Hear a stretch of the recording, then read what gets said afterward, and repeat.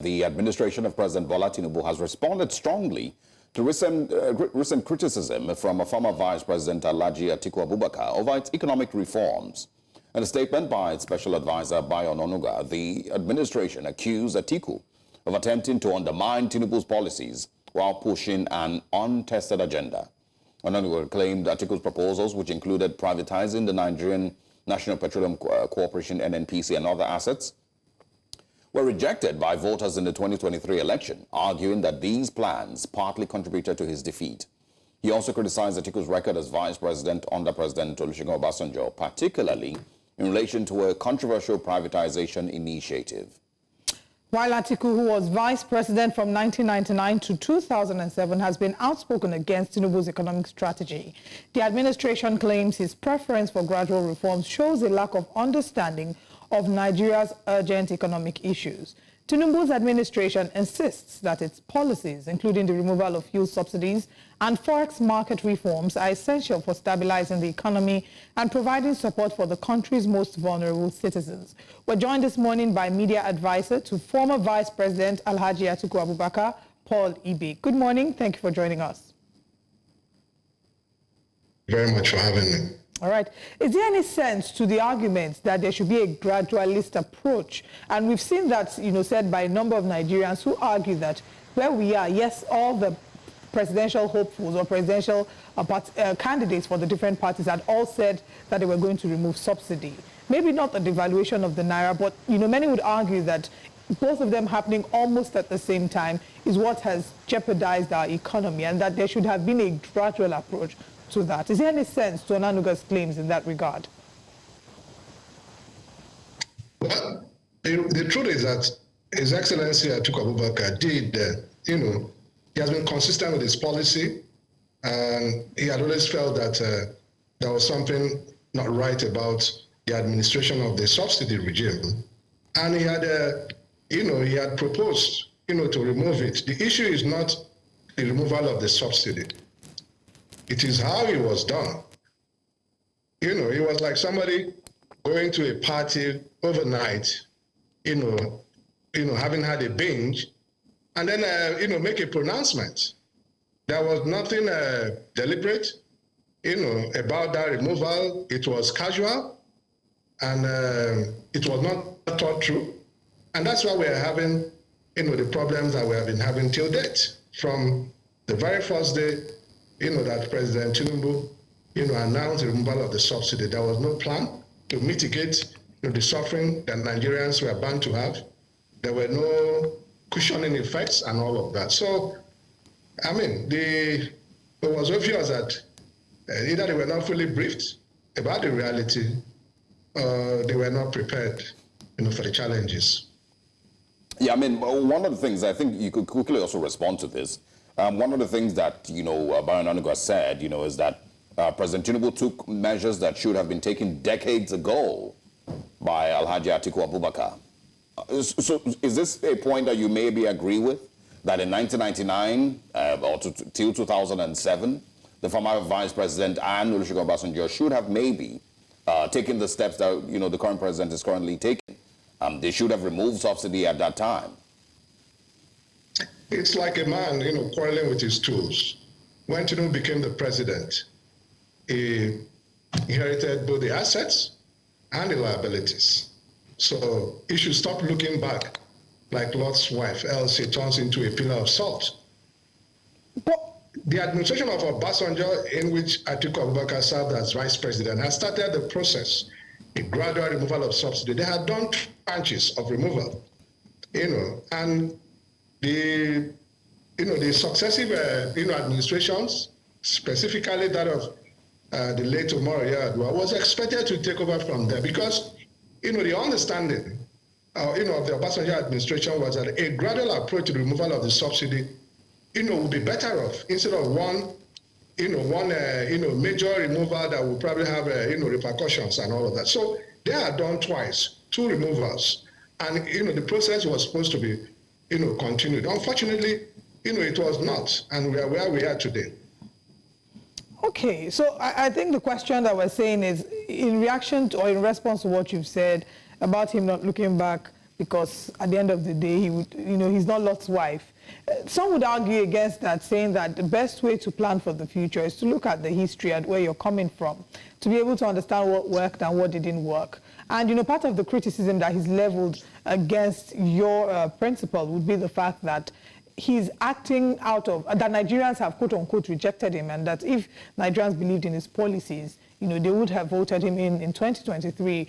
Part of it would be that they have probably analyzed his time, while he had office, and saying that he probably did not do as decent a job as they would have expected him to do, which is why they did not give him their mandate. So do you agree with the point that, or does it make sense to you that we actually need to go back and look? We can't throw away, we can't rewrite our history, we can't throw it away, and we are going to forge ahead. We need to look back at what has worked, what hasn't worked, and know what to do better.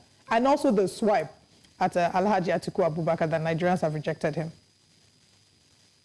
Listen, first off, Nigerians did not reject Atiku Abubakar. We all know how that election, went. It was a mandate that was stolen. The mandate of Nigerians were stolen, by the APC administration working in cahoot, with the criminal, INEC and all other, state institutions. That was exactly what happened. So that's a settled, issue. By the way, we are not aware of any presentation that were made policy-wise by the Tinubu administration. Maybe that is why, they're running from pillar to post with their trial and error policies. Atiku Abubakar presented his, my covenant with Nigeria. Those were his policy prescriptions. And, when he unveiled it, he actually asked Nigerians to make inputs, into those policies. And then, those policies were updated, and we had an updated version of his, of his policy prescriptions.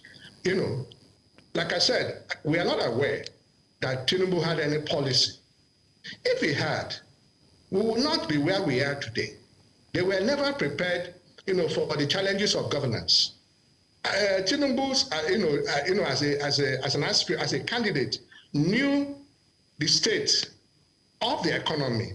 He knew, the state of the subsidy regime. So you cannot be crying over spilled milk. You cannot come, long after you had, won the, you had, become president, and you're unable to govern. You are unable to, to deal with the challenges of subsidy, of the challenges of, of the forex regime, the new regime that they had introduced. And so they have only but themselves to blame for why Nigerians continue, to suffer, for why Nigerians continue to be in pain. And it is clear that some of these pains are inflicted, by his policies. Nigerians are suffering on account of that. You can't tell a people to sacrifice. You can't tell a people to fast while you're having a feast. The Tinubu administration, the cabinet, his appointees have been having a feast. While Nigerians continue to suffer within the last 18 or 19 months that he has, been at the affairs, at the helm of the affairs, of Nigeria. Yeah, I think it's, maybe before we go, I might bring it up. But can you also speak about, the role that the PDP has played so far? Many people, of course, blame Atiku Abubakar for, the outcome of the 2023 general elections.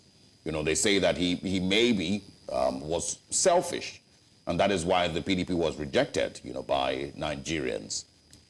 Is that an argument that you would see some sense with? I don't understand what you're talking about. Is it selfishness to present yourself for an election? The argument really is that if the PDP... That is patriotism. That you have something to offer to a country that has done so much for you. You want to give back. You're fit, you're healthy, you have the set skills. That's not selfishness. Yeah, selfishness if he chooses to run again in 2027, what is selfishness? Would that be different? Let me tell you what selfishness is. Selfishness is, former Governor Nyesom Wike subverting the interests of Nigerians by working in cahoot, with the ruling APC to undermine his party. That is selfishness. Atiku was never selfish. Atiku presented himself for an election. He won the primary of his party, the PDP. And it was expected that every other person, including Nyesom Wike, who is now the Man Friday of the APC administration, is now being used to destroy the very fabric of the PDP, and also other opposition parties. That's selfishness. Atiku was never selfish. Atiku was patriotic. Atiku was committed to development of Nigeria. That was why he presented himself for election. An election that was, like I told you clearly, it was stolen from Nigerians. So it's not a question of who won and who lost. Do we know if he'll be representing himself in the 2027 elections? That's not a conversation for now. What we should be focused on now is the well-being of Nigerians. Nigerians are suffering. Nigerians are suffering every day. I mean, we need to have a country first before I begin to talk about your aspiration, your ambition. It is focused squarely on that. It is not I think it is insensitive, to Nigerians for anybody to be talking about 2027. And clearly, that's what the Tinubu administration is doing. Instead of governing, all of his calculations are towards how to upend, the opposition party, to destroy the PDP, to destroy the Labour Party, to destroy the NNPP, to pave the way for, a dictatorship, for a one-party state. That is what they are focused on. And that is why they continue to fumble, and to stumble, in the act of governance. Okay, and I think initially you said that they were unprepared. Can you speak a little bit more about that?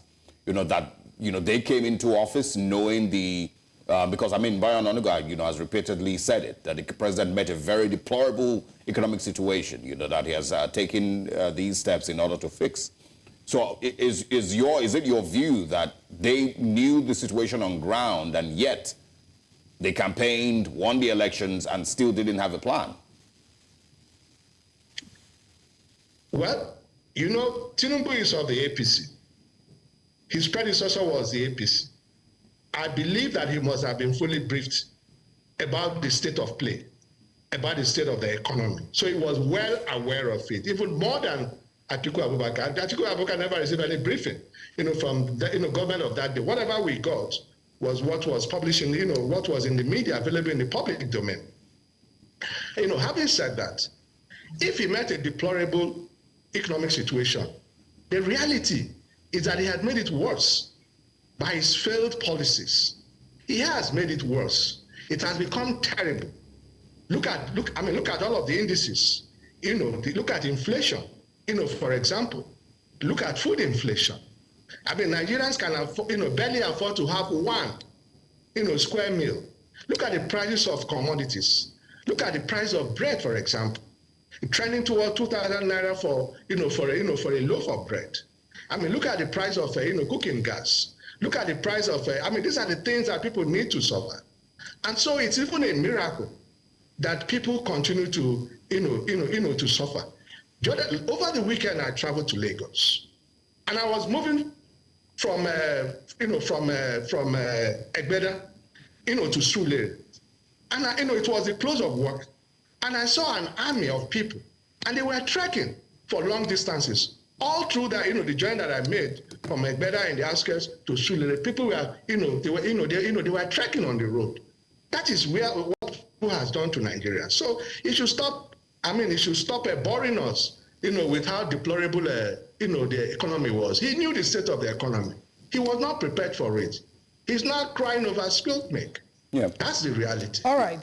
Saying that he wasn't prepared for the current reality, some would argue against it, some would support it, but people have started to make moves and plan towards the 2027 general elections. The PDP as a party has been facing a lot of turbulence lately. Do you think that the PDP is positioned as the opposition party that will be able to combat the APC in the next elections? Listen, the PDP, like every other party, including even the APC, have their, they have their problems, right now. And like I told you, the strategy of the APC, the Tinubu-led, APC administration, is to undermine and destroy, the opposition parties. Clearly, that's what they have to do. However, very soon, the PDP is, exploring all its, in-house mechanisms, for resolving some of the issues. They are going to, resolve their issues, and they're going to be able to, even beyond all of that, because, I mean, His Excellency Atiku Abubakar has been urging for a united front, for opposition parties. They need to come together. It is important. By the way, the APC, that was CPC and AC, AC and all of the other parties, met together. They came together, in 2003, before the 2013, before the 2015 election. So it is important, but not just the PDP, for all the opposition parties to stand united, to harmonize their strengths. Well, that is, the only way that they can kick out this party. Will this include meant well for us? In terms of their delivery? Will the reforms include the possible ejection of Nyesom Wike from the party? Well, I can't sit here and tell you about what will happen. Nyesom Wike should not have any fears if he has not been involved in anti-party activities. But it is clear that he, as far as the PDP is concerned, Nyesom Wike is a prodigal party member. All right. Thank you very much for joining us this morning to have the conversation. Our fingers are crossed. We will continue to hope for the best for our country and fight for same. Thank you for your time. Thank you so much.